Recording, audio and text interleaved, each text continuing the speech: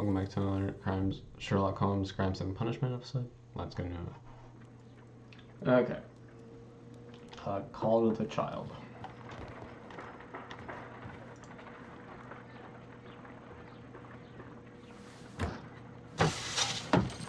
Wiggins, could you come upstairs, please?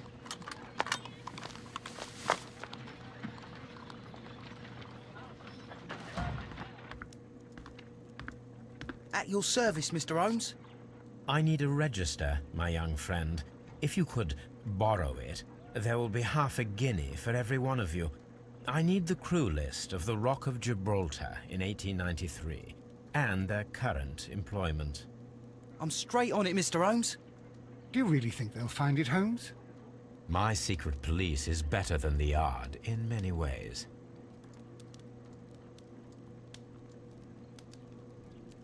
Here it is, Mr. Holmes. But we can't take it back. It's too risky. Put it on the table. I'll take care of it. Good work, young Wiggins. Alright. This table? No. Chess table? Where do you put it?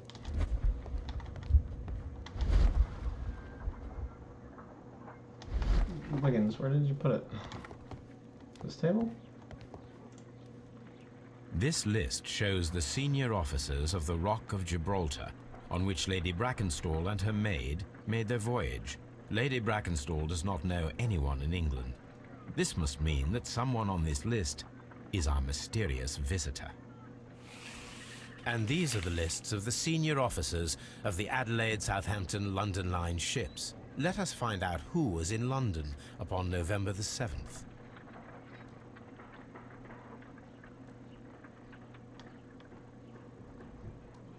That's the 6th, 17th, 10th, 23rd.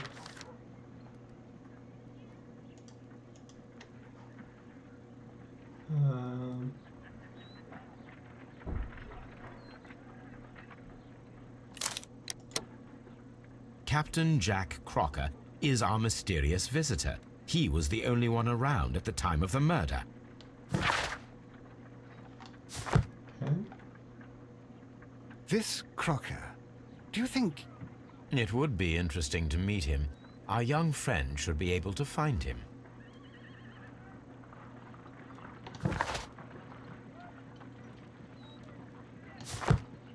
Call Crocker. Do I have a phone in this place?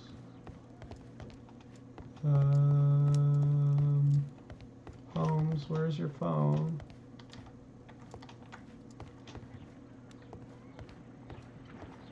Do they have a phone?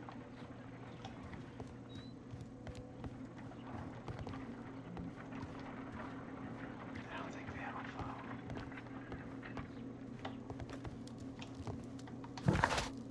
Call.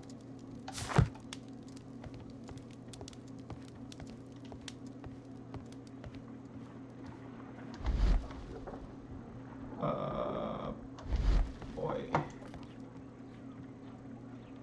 Wiggins, could you find a way to bring this Captain Crocker here to us?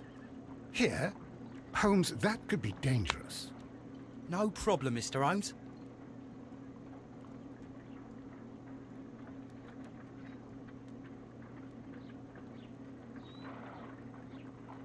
Mr. Holmes, I was informed that you were looking for me, and I'd like to know why. Yes, it is important that we talk. You will soon understand why.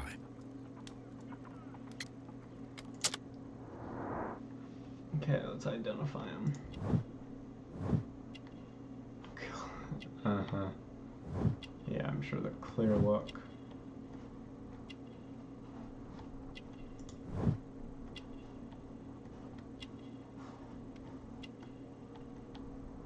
Huh, usually the hands are something. Oh.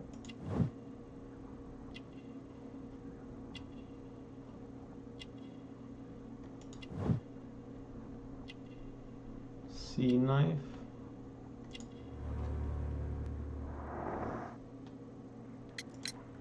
You are acquainted with Lady Mary Brackenstall, are you not?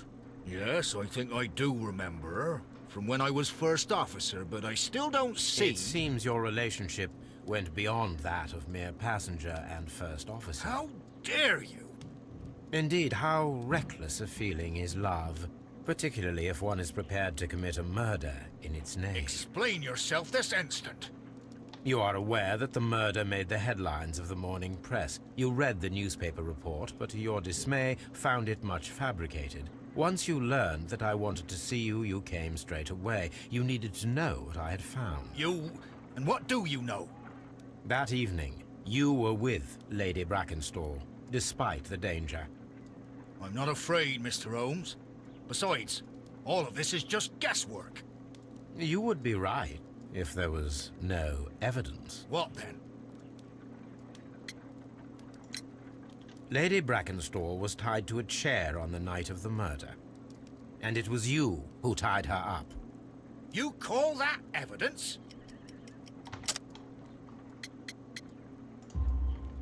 Yes, as she was tied with a sailor's knot. Your handiwork. So, it's a sailor who's done it. That proves nothing, Mr. Holmes. I'm not the only sailor in London right now. Your theory is flawed anyway. On the night of the murder, I was aboard the Sharp. I was supervising the repair of a porthole. At night? It was an emergency. There was a leak. You can ask the ship's carpenter. He can confirm. I'm sure that he can. Perfect. In that case, we have nothing more to talk about.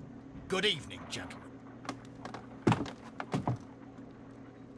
Holmes, what should we do now? Would you like to check his alibi? No.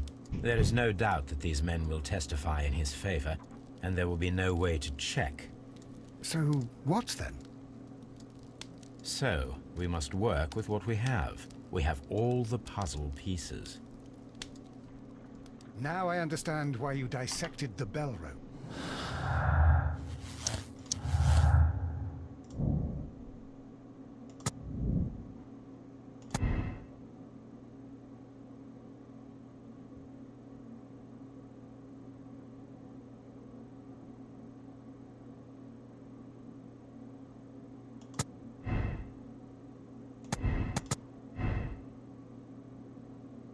What?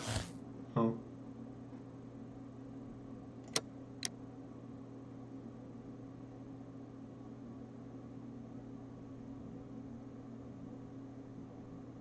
What?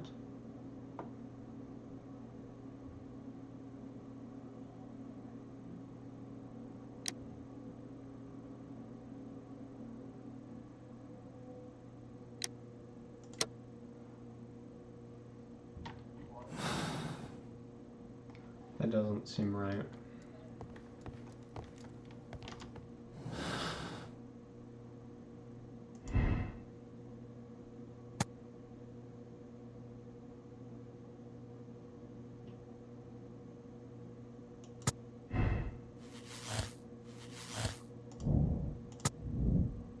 What?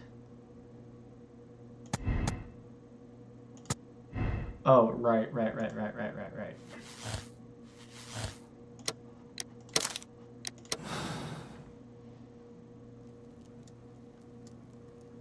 Wiggins, could you ask Mr. Crocker to come here again, please? Right away.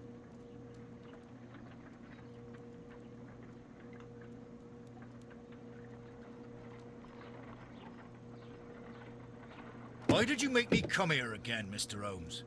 It is over. I know that it was you who killed Sir Eustace Brackenstall. What? I know because of the height at which the rope was cut. The knife used was a sea knife. The knots were sailor's knots, and not least the sheer force that was put behind the killing blow. And because you are the only one who knows Lady Mary Brackenstall in London. And because you love her. It's true. It is time for you to tell us the whole truth. I admit that I loved Mary madly from the first day that I met her. But I never did come to visit her, for I believed that she was in a happy household. When I talked to her maid, who told me everything, I was insane with rage. I was due to set sail for 6 months away. I wanted only to see her again. But it turned into a damnable nightmare when he barged in. He dared raise his hand to her. He was not even worthy of licking her boots. Oh, I regret nothing. I admit I killed the monster out of love for her. She will forgive me if she is able. Lady Brackenstall already forgave you. She said nothing. Mary. But that makes her an accomplice as well as her maid. It places her in danger yet again. Mr. Holmes. You would not have managed to protect her. Till I die, do you hear me? Here is a letter that sets everything clear. And it is the one that should be disclosed to the police. I am the only culprit. Mary had nothing to do with it. Now it is time to end this.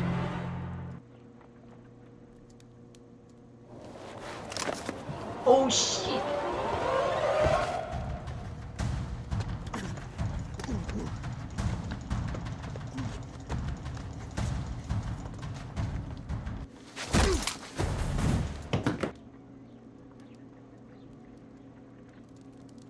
You should have let me die. How can I live if Mary suffers? I am sorry, Captain Crocker, but there has been quite enough death in this case. Inspector, I give you Sir Eustace's killer. He tried his best to perform his own justice. Well, I'm not surprised. Yes, it was me. I confess. Here is a piece of evidence that can be used in court. Perfect. A case that went smoothly for once.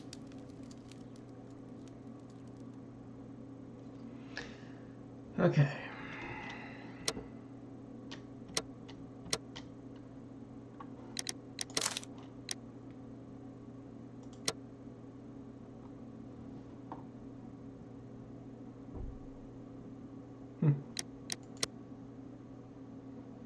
Okay. On to the next case. I don't know actually how many cases there are.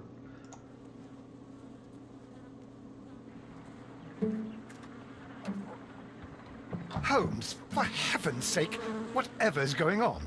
Oh, hello, Watson. You're early. Did you kill all of your patients? What? Holmes, where have all these wretched bees come from?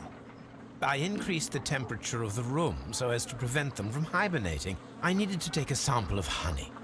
But it worked, Watson. We will have honey all year round. Ridiculous and dangerous. They're domestic bees, Apis mellifera, such industrious workers. Anyway, Watson, I am sorry, but I must leave you. I'm in rather a hurry. You have a new case? Yes, but nothing as thrilling as this experiment. A theft of plants at the Royal Botanic Gardens in Kew. I'm helping a minister who's an old friend of mine. You can join me if you like. Well, I'll admit that I'd far rather accompany you than remain alone here with these workers of yours. Besides, you'll need a helping hand with the flowers you're intending to bring back. Watson, however did you guess? For the great Sherlock Holmes to bother with the theft of plants. Come on, admit that you're planning to spoil your little bees with some rare pollens. Since when did I become so transparent? Let us go. Wonderful. What in the world? Hold on. Oh, that's not what I wanted to do the book.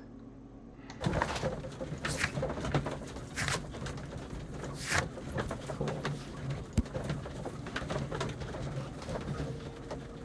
I don't think that'll be met in a future case. I think I missed somebody. That's fine.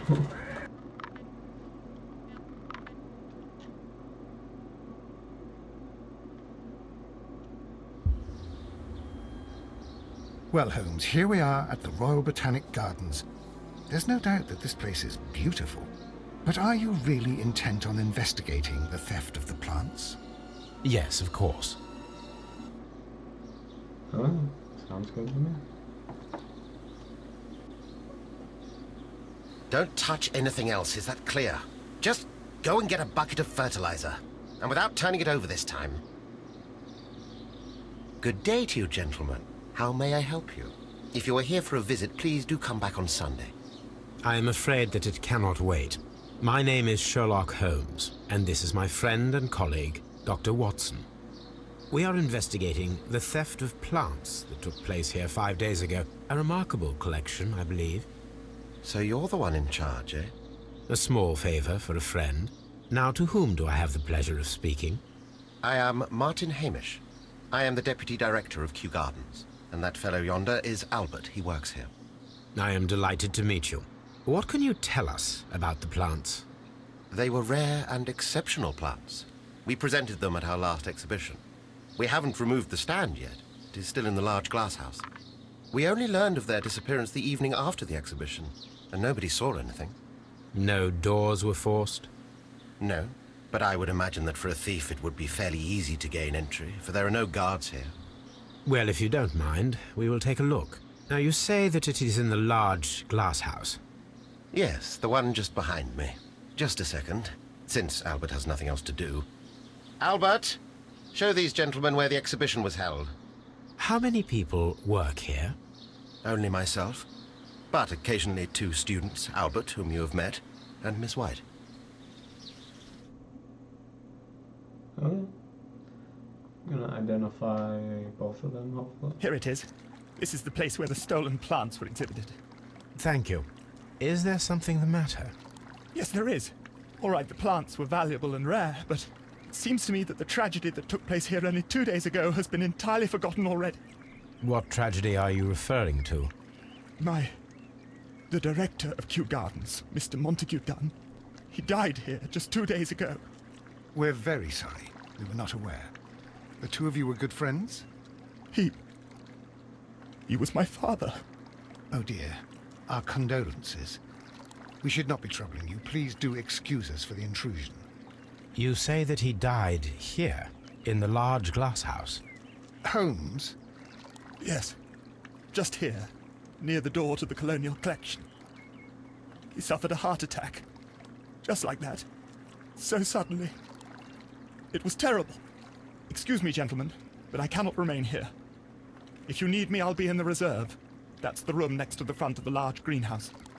Of course, we understand. Wait, did he maybe die to one of the plants? Can allergies give you a heart attack? According to Albert, this is where his father, Montague Dunn, was found dead. The traces are thinner in some places. These boot marks are fresh. It appears as though someone was dragging their feet. The footprints reveal that someone staggered here. Okay. Soil. It should have come from a flower pot. The soil on the side of this flower shelf is the same as that on the ground. Fragments of a flower pot. It fell down here.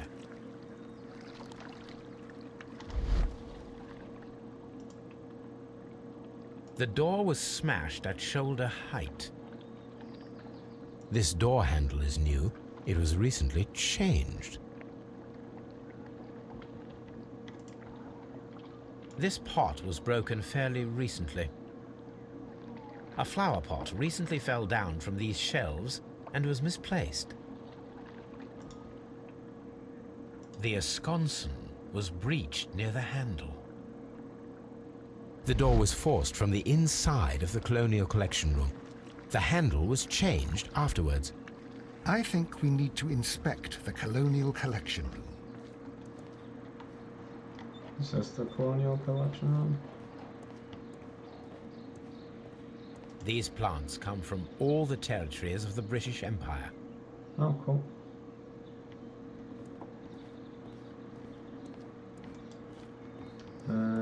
Very strange. Half of the Colonial Collection is absent. These windows were perfectly cleaned.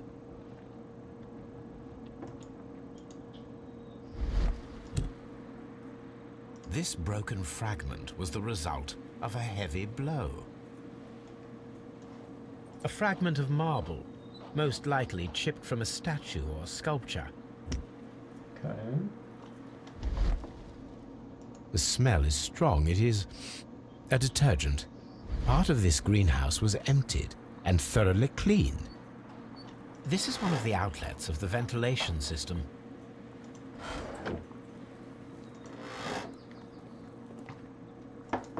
Okay, I can't really look into it.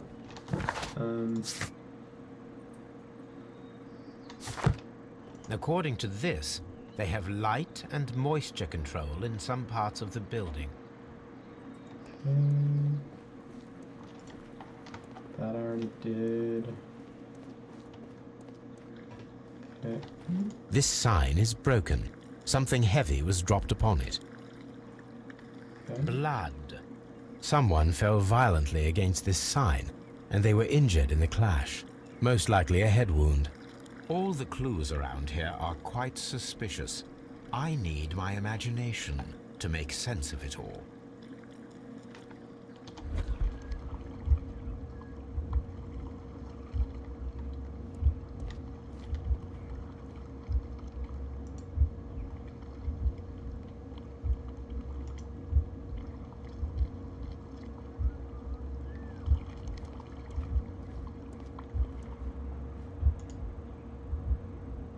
Well, that's not right.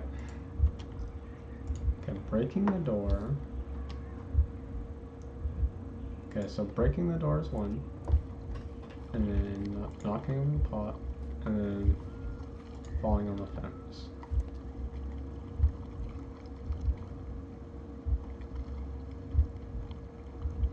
How do I...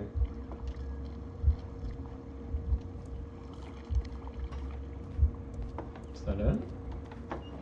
How do I...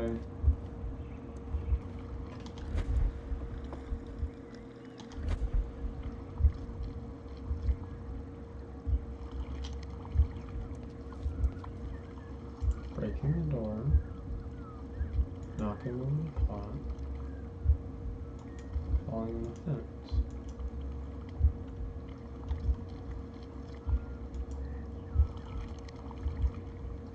One, two, three. This reconstruction reveals a disturbing fact. Montague Dunn damaged the door of the Colonial Collection Room. He was in a panic, or the door was locked. Was it an accident, or a murder then, I wonder?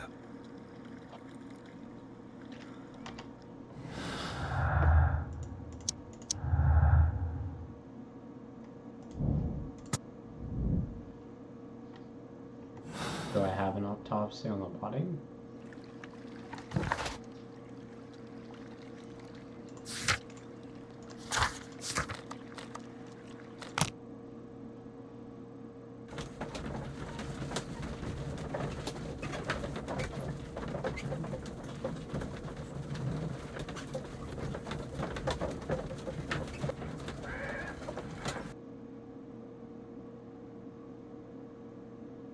I asked Inspector Lestrade to take Montague Dunn's body to Scotland Yard.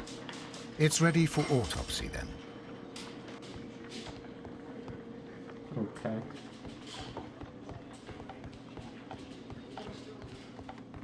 Does he have any evidence? Hold on.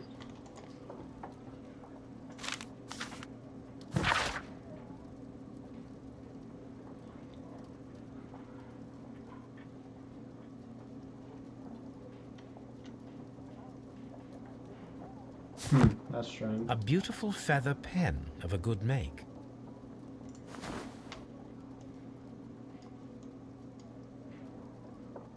A membership card for the London Crest Club. This watch is of great value. Wow. Cool. Okay. Just caps locked. Hold on.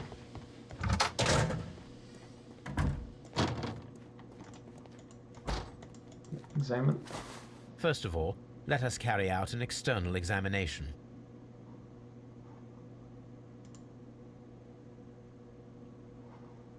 There is an injury to the skull, most probably caused by the fall in the water lily greenhouse. The vessels and the pupil of the eye appear quite normal. The air from the lungs carries a faint floral aroma. Fungus, maybe? There are no suspicious marks upon the chest. Let us finish our external examination so that we can proceed with the autopsy. No redness, stings, or bruises. Nothing suspicious here. Now, let us examine the internal organs.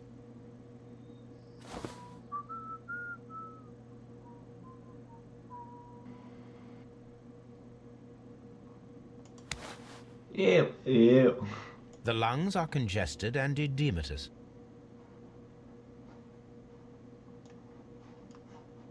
The tissue on the inferior lobe of the right lung is damaged, most probably caused by toxins from an unknown plant.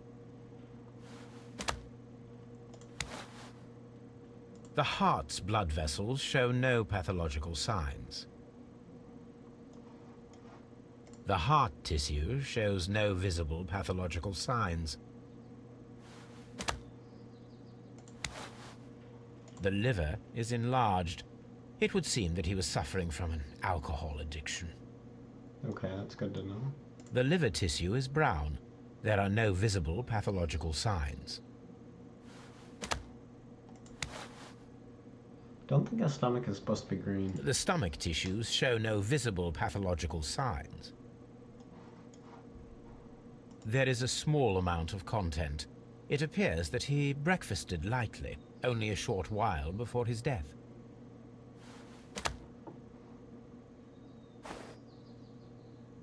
My suspicions have been substantiated. Montague Dunn, the director of Kew Gardens, died from poisoning. Plant poisoning, to be more exact. You mean... Yes, it is murder. We should inform Lestrade. Yes, but do remember, Watson, that I discovered the murder. The challenge is mine. The challenge, Holmes? We need to locate that deadly plant. Such a perfect murder appeals to me. Murder of any kind appeals to you. Is that all we need to do?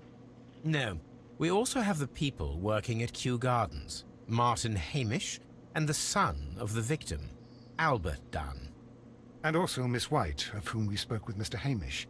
Should we bring them all here for interrogation? No. A few innocuous questions at Kew will suffice, as well as a discreet delve into their personal affairs. Yes, Watson. It is time now to open the doors. Even those in the staff building. I suppose that is necessary. We should also be concerned with the victim himself. After all, we don't know very much about Montague Dunn. You're enjoying this already, aren't you? More than a little. Alright, Holmes, you frickin' weirdo.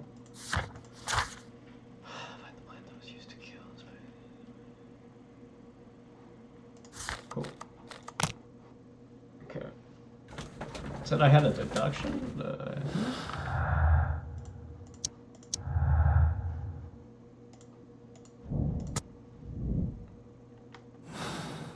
Okay. Excuse me.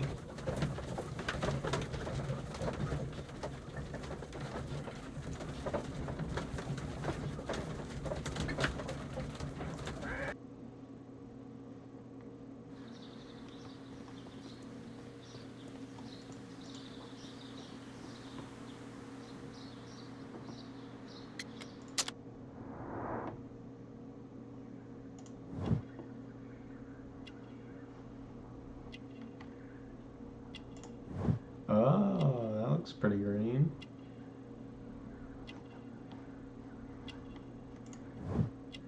Unmarried, alright.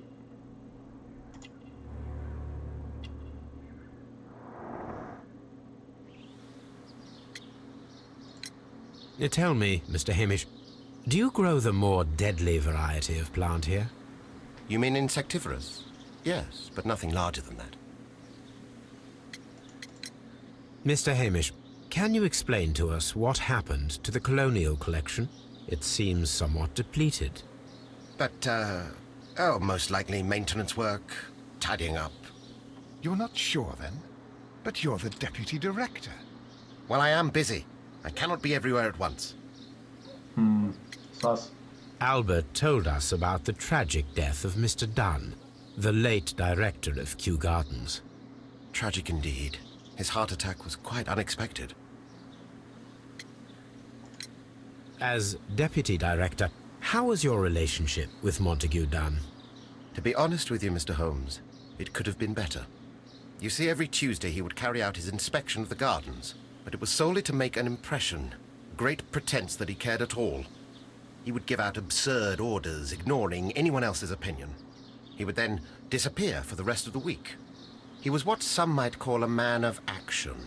I'd say rather he was overzealous and chaotic. So after all, it was no wonder, perhaps, that he ended up like that, if you take into consideration his kind of lifestyle.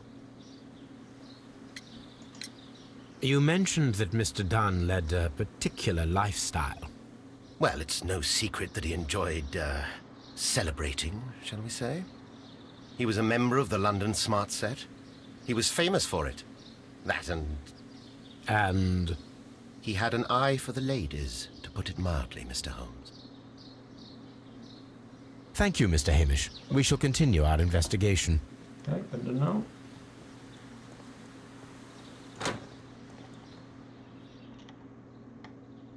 Can I help you, gentlemen?